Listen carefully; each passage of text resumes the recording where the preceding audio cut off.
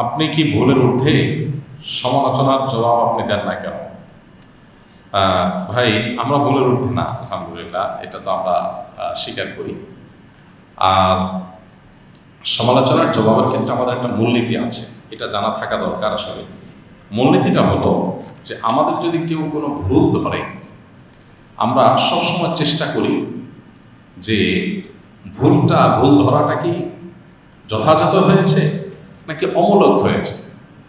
একটা হলো যে অযথাই তেনা পেঁচানো, অযথাই একটা বিষয় নিয়ে আপনার বিতর্ক সৃষ্টি করার চেষ্টা করা।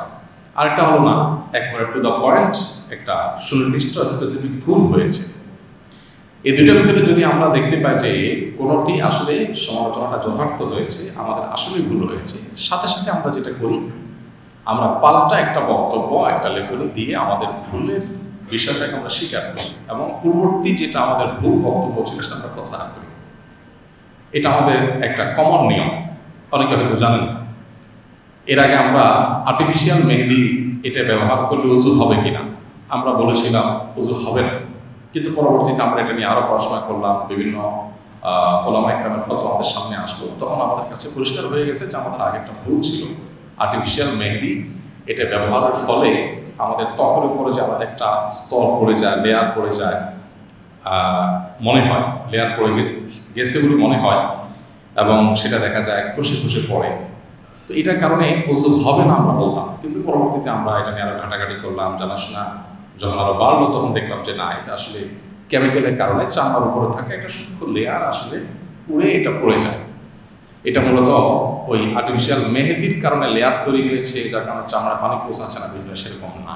বিষয়টা যখন ক্লিয়ার হয়ে গেল, এই বিষয়ে দেশের বাইরে অন্যান্য আমাদের ফতোয়া যখন আমাদের সামনে চলে আসলো, তখন আমরা আমাদের আগের বক্তব্য প্রত্যাহার করে নিয়েছি। আমাদের পেজ চ্যানেল থেকে সেই ভিডিওগুলো সরিয়ে নতুন করে ভিডিও আমরা সেখানে আপ করে দিয়েছি। এবং মজার বিষয় হলো, আমাদের ইউটিউব চ্যানেলে প্লে লিস্টের মধ্যে একটা প্লে লিস্টের নামকরণই করা আছে এরকম এ জাতীয়, যে আমাদের ভুল উক্তি বা বক্তব্যগুলো, অর্থাৎ আমাদের শত শত হাজার হাজার প্রশ্ন উত্তরের মধ্যে যেগুলো ভুল হয়েছে সেগুলোকে আলাদা প্লে লিস্টে রেখে দেওয়া হয়েছে, যাতে করে মানুষ আমাদের ভুল দ্বারা বিভ্রান্ত না হয়, সেখান থেকে যাতে মানুষ সঠিকটা নিয়ে নিতে পারে।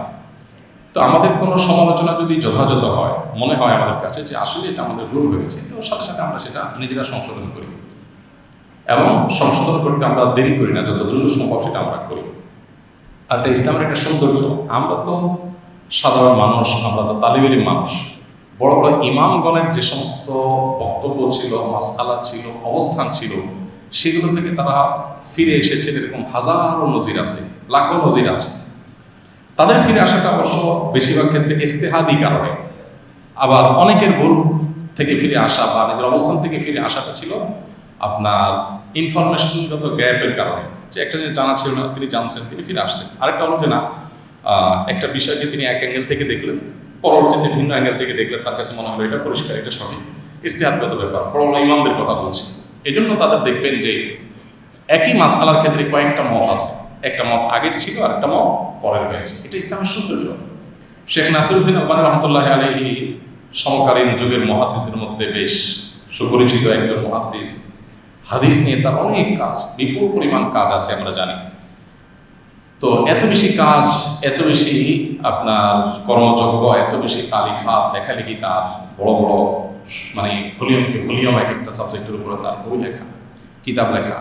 এরপরও তার জীবনে যে সমস্ত মতামত থেকে তিনি ফিরে এসেছেন, আগেরটা তিনি সঠিক মনে করেননি, পরেরটা সঠিক মনে করছেন, এই মতামতগুলোকে কয়েক ভলিউমের একটা কিতাবে লেখা হয়েছে, যেটার নাম হলো তারাজুআতুল আলবানী। সম্ভবত 4 খণ্ডের একটা কিতাব, মানে কতগুলো একত্র হয়েছে। তো এটা ইসলামের সৌন্দর্য। আমাদের কোনো ভুল কেউ ধরলে প্রশ্নকর্তা ভাই যেরকম মনে করছেন যে আমরা কোনো পাত্তা দেই না, আসলে ব্যাপারটা সেরকম না। কোনো ভুল যদি মনে হয় যে আমাদের আসলে ভুল হয়েছে, ইনফরমেশন একেবারে সুস্পষ্ট ভুল, আমরা সাথে সাথে সংশোধন করি। এরকম নজির আপনি আমাদেরকে যারা নিয়মিত ফলো করেন তারা দেখবেন যে আমাদের এই যেমন প্রশ্নোত্তরের সেশন যেগুলো হয়েছে আমাদের পেজে লাইভ অনুষ্ঠানে, 200 এখন প্রায় 250 মতো, 250 হতে যাচ্ছে পর্ব। তো প্রত্যেকটা পর্বে যদি এভারেজে আমরা 50 থেকে 60টা প্রশ্ন উত্তর দিই, সেক্ষেত্রে কত হাজার প্রশ্ন হয়। আর অন্যান্য যত প্রশ্নোত্তরের সেশন আছে সব একসাথে করলে হয়তো আমাদের 20-30 হাজার প্রশ্ন উত্তরে পর্যন্ত মিনিমাম দেওয়া হয়েছে। এই 20-30 হাজারের ভিতরে আমাদের 20-50টা বা 100-150টা মাসআলাতেও ভুল হওয়াটা অস্বাভাবিক নয়। আমরা মানুষ, সেই হিসাবে আল্লাহ মাফ করুক অহংকার থেকে আমাদের কোনো কেউ সমালোচনা করলে আমরা সাথে সাথে করি। কিছুদিন আগে আমাদের গত রমজানের একটা বক্তব্যের পর এক ভাই আমাকে একটা ক্লিপ দিলেন যে আমরা বলেছিলাম যে ফিতরা রমজানের ঈদেতে যে আমরা ফিতরা আদায় করি, যাকাতুল ফিতর বা সাদকাতুল ফিতর, এটা হাদিসের ভাষ্য হলো মান আত্তাহা ক্বাবলা সালাতি ফাহিয়া সাদাকাতুল মাকবুলা ওয়া মান আত্তাহা বা'দা সালাতি ফাহিয়া সাদাকাতুন মিনাস সাদাকাত। ফিতরা এটা যদি কেউ ঈদের নামাজের আগে দেয় তাহলে আল্লাহর কাছে গ্রহণযোগ্য হবে, আর ঈদের নামাজের পরে দিলে এটা সাধারণ দান হয়ে যাবে, মানে ফিতরা হবে না। এটা ছিল আমার ভুল, সেটাকে আমরা উত্তর দিয়েছি। পরে এক ভাই আমাকে একটা লিঙ্ক দিলেন যে না, এটা সম্পর্কে অন্য ইমামদের বক্তব্য ভিন্ন। প্রায় সব ইমামরাই বলেছেন যে পরে দিলে আদায় হবে, অবশ্যই সেটা অনুত্তম হবে, আল্লাহর কাছে সেটা উত্তম নয়, সুন্নাহ নয়, সেটা নিয়ে অনেক কথা বলা যায়, কিন্তু আদায়ই হবে না ফিতরা, ব্যাপারটা সেরকম ইমামরা বলেন নাই। পরে আমরা দেখলাম যে হাদিসের বিভিন্ন ব্যাখ্যা ওলামা একরাম করেছেন, আমরা সেটাকে সাথে সাথে প্রত্যাহার করে পাল্টা বক্তব্য দিয়েছি। তো এটা আমাদের একটা রুটিন কাজ, যেটা হয়তো অনেকে জানেন না, এই জন্য মনে করেন যে আমরা বোধহয় কোনো সমালোচনার আমলে নেই না, আমরা বোধহয় সব জানতা সমস্যার ভেবে বসে আছি। না, আমাদের ভুল ধরলে কেউ আমরা খুব শ্রদ্ধার সাথে সেটাকে মেনে নেওয়া স্বীকার করি, তবে ওইটা নিয়ে খুব বেশি হইচই করার কোনো প্রয়োজন আছে আমরা মনে করি না।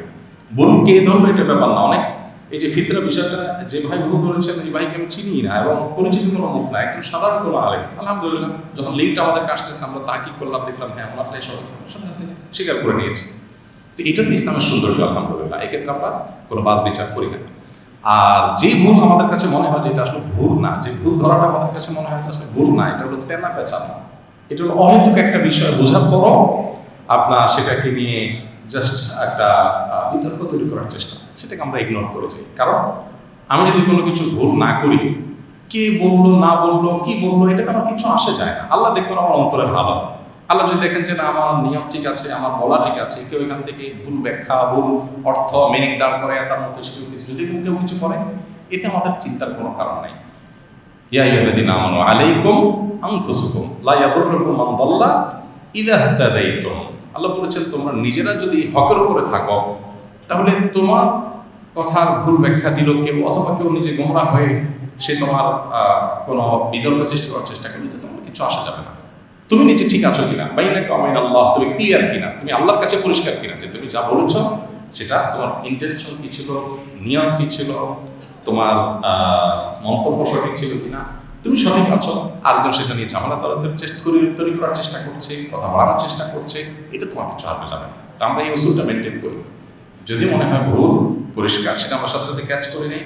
আর যদি মনে হয় ভুল নয়, তখন আমরা আনিল জাহিলিন, আমরা এর উপর আমল করি, আমরা সেটাকে ইগনোর করে নিজের মতো কাজ করে যাই। এবং এই পদ্ধতিটা ডক্টর আব্দুল্লাহ জাহাঙ্গীর রহমতুল্লাহের কাছ থেকে মূলত আমি হাতে কলমে শিখেছি।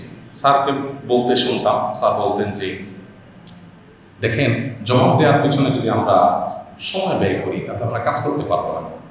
কারণ দেখা যাবে যে আজকে একজন একটা বলবে, কালকে আরেকজন একটা বলবে, তখন এটা কিছু মানুষ একটা কাজ বানায় নিবে, হয়তো কোনো কারণ ছাড়াই, শুধুমাত্র আপনার সময় নষ্ট করার জন্য। শয়তান আপনাকে আরেকটা কাজে ফোকাস নষ্ট করে এঙ্গেজ করে রাখার জন্য আপনাকে এই কাজে লাগায় রাখবে, কোনো দরকার নেই।